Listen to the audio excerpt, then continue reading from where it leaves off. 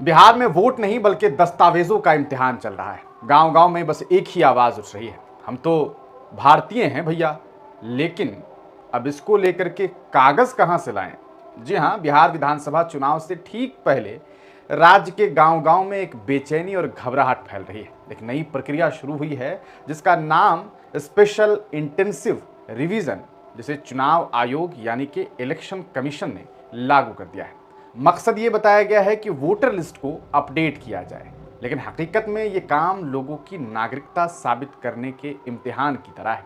अब सिर्फ आधार card, voter ID और मनरेगा जॉब कार्ड से बात बन नहीं रही है। इलेक्शन कमीशन कह रहा है कि अगर आपका नाम 2003 की वोटर लिस्ट में नहीं था तो अब आपको कम से कम एक ऐसा दस्तावेज देना होगा जो आपकी भारतीय नागरिकता को साबित करे। अब बात बिहार के गांव में क्या हालात है हम आपको बताते हैं। बिहार के नालंदा जिले के कल्याण बिघा गांव में एक मामला सामने आया। एक मजदूर हैं जिनका नाम मेघनाथ माझी बताया जा रहा है। उन्होंने एक जर्नलिस्ट से बात करते हुए बताया कि मेरे पास आधार कार्ड है, वोटर कार्ड भी है, लेकिन अब जो नए 11 तरह के कागज मांगे जा रहे हैं वो मेरे पास नहीं है। सवाल यह है कि क्या अब मैं भारतीय नहीं हूं? मैं पैदा यहां हुआ, मैंने जिंदगी यहां गुजारी, मैंने सब कुछ इस वतन के लिए किया, इस देश, इस मुल्क के लिए किया, और अब आप मुझसे इस मुल्क की मिट्टी से वफा करने का सबूत मांग रहे हैं। आप हमसे हमारी नागरिकता का प्रमाण मांग रहे हैं। वहीं वैशाली जिले की एक मुस्लिम महिला ने भी अपने दर्द और पीड़ा का इजहार इस तरह से किया कि हमारे जो मर्द हैं वो दिल्ली, पंजाब में मजदूरी करते हैं। वो लोग घर नहीं आ सकते कि नया फॉर्म आकर के वो भर दें, किराया भी हम देंगे, नया सर्टिफिकेट भी हम ही बनवाएं। कौन सी औकात है हमारी? अब सोचिए ज़रा, जिस परिवार में एक मर्द हो, 2 मर्द हो, वो बाहर मजदूरी करता हो, घर की महिला कुछ जानती ना हो, वो क्या करे? ऐसे में उस परिवार का वो व्यक्ति जो बाहर रह करके मजदूरी करता है, 6,000, 8,000, 10,000, 12,000 रुपये महाना कमाता है, वो किराया लगाकर घर आए वो फॉर्म भरने के लिए, जिसमें ये कहीं ना कहीं उन्हें साबित करना पड़ेगा कि भैया भारतीय हैं कि नहीं। अब सवाल यह है कि इलेक्शन कमीशन किन दस्तावेजों को जो है वो सही मान रहा है। टाइम्स ऑफ इंडिया और इंडियन एक्सप्रेस की रिपोर्ट के मुताबिक कुल 11 कागजात हैं, 11 ऐसे कागज हैं जिसे तय किए गए। उनमें जो चीज़ें शामिल हैं वो है केंद्र या राज्य सरकार के द्वारा जारी आईडी हो या पेंशन के पेपर्स हों, सन 1987 से पहले का कोई भी सरकारी बैंक या एलआईसी दस्तावेज अगर आपके पास है तो उसे भी मान्य बताया गया है। जन्म प्रमाण पत्र अगर आपके पास हो, पासपोर्ट हो, मैट्रिक सर्टिफिकेट हो, जाति या निवास का प्रमाण पत्र हो, जमीन या घर का आवंटन पत्र जिसे कह सकते हैं, कागज कह सकते हैं, अन्य सरकारी मान्यता प्राप्त कोई पहचान पत्र हो आपके पास, या माता या पिता का वोटर आईडी। अगर आप 1987 से 2004 के बीच जन्मे हों तो वोटर आईडी माता पिता का होना चाहिए। माता पिता दोनों के कागज अगर आप 2004 के बाद जन्मे हो तब आपको जो है वो दिखाने हैं। विदेश में पैदा हुए बच्चों के लिए भारतीय मिशन का पंजीकरण यानी कि रजिस्ट्रेशन होना चाहिए।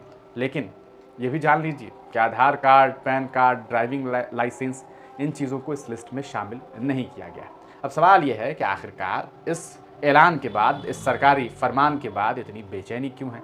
लोगों का कहना है कि यह पूरा मामला सिर्फ वोटर लिस्ट सुधारने का नहीं है, बल्कि यह सीधे तौर पर एनआरसी है, यानी कि नेशनल रजिस्टर ऑफ सिटीजन्स जैसी प्रक्रिया को चुपचाप लागू करने की कोशिश है। इस पूरे मामले को लेकर के ऑल इंडिया मजलिस इत्तेहाद मुस्लिमीन के जो अध्यक्ष हैं असदुद्दीन ओवैसी, उन्होंने ये बात कही है कि ये एनआरसी की तरह है। लोगों से उनके माँ बाप के कागज मांगे जा रहे हैं। ये गरीब, मजदूर, दलित और मुसलमानों को साजिशन वोटिंग राइट से जो है बाहर करने की एक चाल है, यानी कि उनके मत अधिकार को कहीं ना कहीं खत्म करने की साजिश हो रही है। वहीं सीपीआई एमएल के नेता हैं दीपांकर भट्टाचार्य, उन्होंने इस कदम को लोकतंत्र की जमीन पर एक बड़ा हमला बताया है। उन्होंने कहा है कि गांव में 70% से ज्यादा लोगों के पास दस्तावेज नहीं है, क्या ये सब वोट नहीं डाल पाएंगे?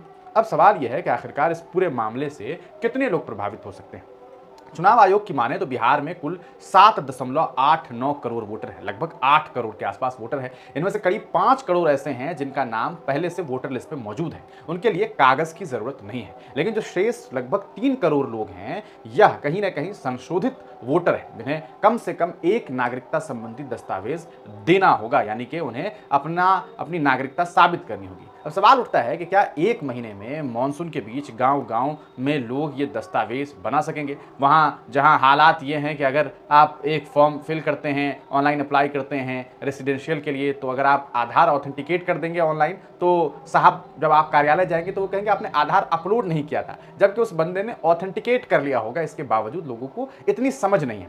वहाँ इस तरह का काम करवाया जा रहा है, वो भी 1 महीने के अंदर ये सब कुछ करना है। अब सवाल ये है कि इसका विरोध क्यों हो रहा है? सीधे तौर पर अगर आप इसे देखेंगे तो गरीब, मुसलमान, दलित समुदाय के लोग सबसे ज़्यादा इससे प्रभावित होंगे। ज़्यादातर मजदूर परिवारों के पास सन 1987 या 2003 का कोई भी सरकारी कागज़ जो है वो मौजूद नहीं होगा। इसके पीछे बहुत सारी वजूहात है। आप जानते हैं बिहार में सैलाब, फ्लड जैसी चीज़ों से कितने लोग जूझते रहे हैं। लोग इस प्रक्रिया को एनआरसी या सीएए की तरह देख रहे हैं और उन्हें डर है कि आगे चलकर कोई बड़ा फर्जी आधार बनाकर लाखों वोटर को बाहर कर दिया जाएगा। ये एक सबसे बड़ा डर है। अब इस पूरे मामले को लेकर के कई राजनीतिक दल, चाहे वो राष्ट्रीय जनता दल हो, कांग्रेस हो, लेफ्ट पार्टी हो, इस पर खुल करके विरोध कर रही है और ये ऐलान भी किया गया है कई दल के द्वारा कि 9 तारीख को इस पूरे मामले को लेकर के बिहार को बंद किया जाएगा और बिहार की सड़कों पर उतर करके इलेक्शन कमीशन के इस फरमान के खिलाफ हल्ला बोल किया जाएगा। अब पार्टी जो है सीधे तौर पर आरोप लगा रही है कि यह प्रक्रिया जानबूझ करके जल्दबाजी में कराई जा रही है ताकि सही लोग नाम दर्ज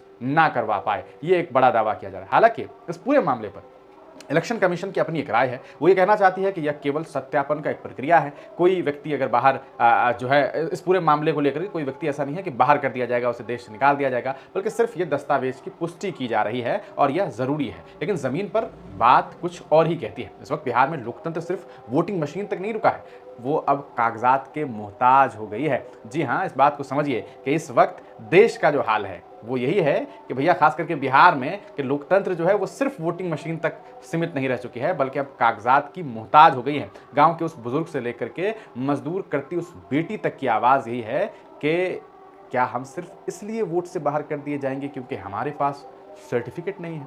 ये सवाल आज छोटी उम्र का बच्चा हो जिसकी उम्र अभी 18 साल हुई है वो हो, या उसी इलाके क्षेत्र का कोई 80 साल का बूढ़ा व्यक्ति हो, वो खुद से और इलाके के लोगों से पूछ रहा है कि बस एक सर्टिफिकेट की वजह से हमसे हमारा संवैधानिक हक छीन लिया जाएगा। ये सवाल अब सिर्फ बिहार का नहीं है, बल्कि कहीं ना कहीं ये पूरे मुल्क की सियासत का एक आईना बन सकता है। ये इतना बड़ा मामला है। अब इस पूरे मामले के बाद कहीं ना कहीं ये बात साफ हो गया है कि बिहार में इस मामले पर पूरी तरीके से राजनीति होने वाली है और राजनीतिक पार्टी इसे इस तरीके से बताने की कोशिश कर रही है कि भैया अगर आज आपको ये वोटर्स फर्जी लग रहे हैं, आज अगर आपको ये एहसास होने लगा है कि फर्जी तरीके से वोट किया गया है, तो आज से ठीक लगभग 1 साल पहले जो 2024 का लोकसभा चुनाव हुआ उसमें जिन जिन लोगों ने वोट किया, आपने तब कागज़ क्यों नहीं मांगे? क्या आप इस बिना पर कि वो जो लोग वोट कर रहे थे वो लोग सही नहीं थे, उन्होंने वोट सही तरीके से नहीं दिया, उनकी नागरिकता सही साबित नहीं हो रही है, कि आप इस बिना पर